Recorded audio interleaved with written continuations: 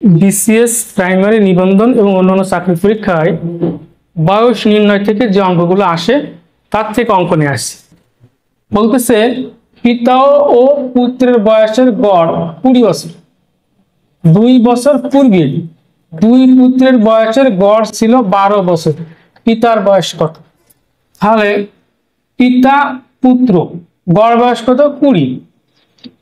এই যে 20 বছর বয়স, গড় মানে প্রত্যেকের মাথা পিছু 20, যেখানে আছে পিতা পুত্র দুইজন, তাহলে দুইজনের কত? তাহলে 40 বছর, অর্থাৎ পিতা এবং এক পুত্রের বয়স মিলে হয় 40।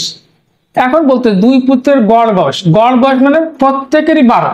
তাহলে আমার তো এখানে আছে পিতা প্লাস এক পুত্র, তাহলে এখান থেকে দুই পুত্র বাদ দেওয়া যাবে না, তাতে ওই এক পুত্র, এই যে এক পুত্রের বয়স বাদ দিতে হবে। এক পুত্রের বয়স গড় কত? 12। তাহলে 12 গুণ 1 12, প্রত্যেকের বয়স 12। এটা বলেছে 3 বছর পূর্বে, এটা তো বর্তমান। তাহলে এখন 2 বছর, এই যে 2 বছর পূর্বে কত? 12। তাহলে আমার চিন্তা করতে হবে, আমার তো বের করতে হবে বর্তমান। তো এখন 2 বছর পূর্বে ছিল 12, তাহলে এখন কত? 2 যোগ করি, 12 2 এই 14 বছর। তাহলে পিতা এবং এক পুত্রের বয়স মিলে আছে 40, আর এক পুত্রের বয়স 14। তাহলে পিতা পুত্র থেকে এটা বাদ দিলে 6 2, এই 26 বছর পিতার বয়স। দেখি পরেরটা কি বলতেছে। পিতা দুই পুত্রের বর্তমান বয়সের গড় 23 বছর। 3 বছর পর দুই পুত্রের গড় বয়স 13 বছর হলে পিতার বর্তমান বয়স কত? আচ্ছা, বর্তমান বয়স এখানে গড় আছে কত? 23। এখন পিতা আর দুই পুত্র মিলে কয়জন? এই যে দুই পুত্র, পিতা এবং দুই পুত্র মিলে 3 জন, তাহলে 3 দিয়ে গুণ হবে, 3 3 9, 3 2 6। তাহলে পিতা এবং এই দুই পুত্রের মোট 3 জনের বয়স, বর্তমান বয়স কত? 69 বছর। এখন বলছে 3 বছর পর দুই পুত্রের গড় বয়স, এই যে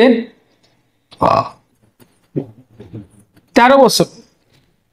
এর ভিতর দুই পুত্র আছে বলে দুই পুত্র বাদ যাবে, আর এখানে এর ভিতর ছিল এক পুত্র বলে এক পুত্র বাদ গেছে। আর এই যে দুই পুত্র, তাহলে এর ভিতর কি আছে? পিতা এবং দুই পুত্র, তাহলে দুই পুত্র বাদ দিতে হবে, দুই পুত্রের বয়স বাদ দিতে হবে। আর এখানে হচ্ছে পিতা পুত্র, মানে পিতা এবং পুত্র একজন, এই জন্য একজন এক পুত্রের বয়স বাদ দিছে। আর এর ভিতরে আছে দুই পুত্র, পিতা দুই পুত্র, পিতা এবং দুই পুত্র মিলে এর থেকে দুই পুত্রের বয়স অবশ্যই বাদ দিতে হবে। এখন কথা আছে 3 বছর, 3 বছর পর দুই পুত্রের হবে, 3 বছর পর হবে এইটা। তাহলে এখন কত? 3 বাদ দেবো, তাহলে হচ্ছে 10 বছর। প্রত্যেকের কত? 10 বছর। কয়জন? 2 জন, গুণ 2 সমান সমান 10 গুণ 2, এই 20 বছর হচ্ছে দুই পুত্রের বয়স। এর মধ্যে দুই পুত্র আছে বলে আমরা বাদ দেব, তাহলে হচ্ছে 6 9, 6 তো 2 বাদ দিলে 4। তাহলে পিতার বয়স হচ্ছে 49 বছর। এখানে পিতা প্লাস দুই পুত্র, এই জন্য পিতার থেকে দুই পুত্র বাদ দেবো।